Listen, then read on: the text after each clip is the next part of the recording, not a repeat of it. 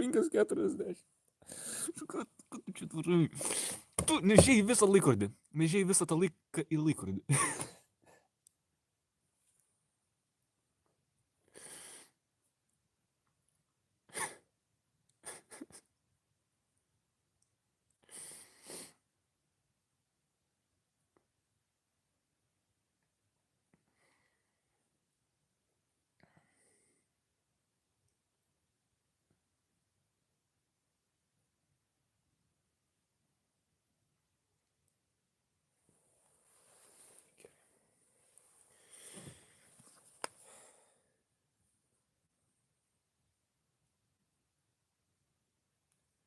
Ašaros yra labai natūrali žmogus reakcija į tam tikrą skaudingą įvykį.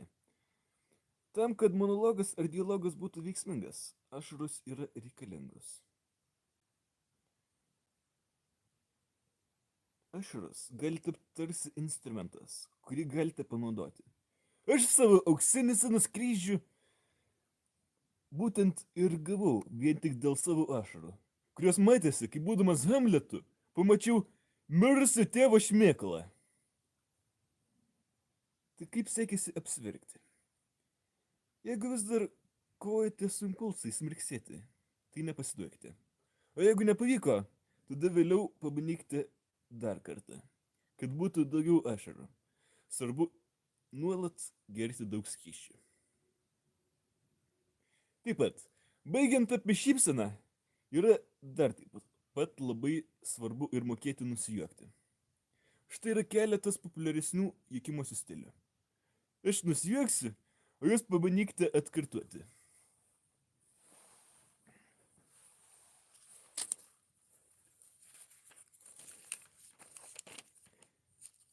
Švokštimas.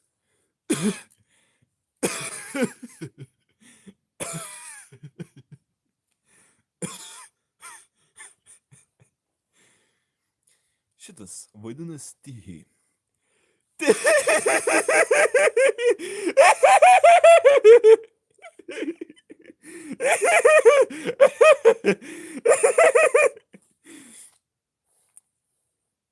Šitas yra aukštos visuomenės juokimasis.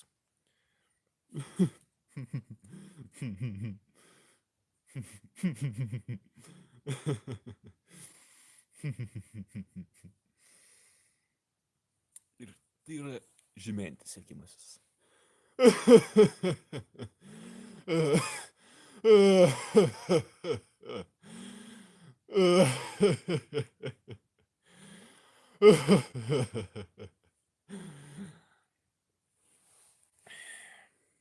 Informuojame, kad laida yra skubiai ir be atsisveikinimo nutraukiama dėl stikaus reportažo apie vakarykštį kriminalinį įvykį.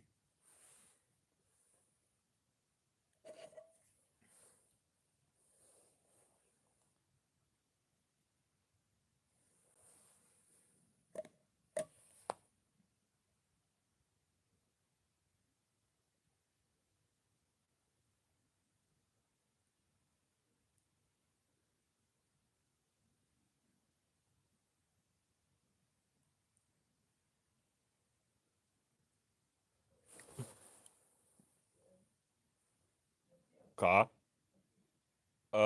Palauk. Aš darau įrašą.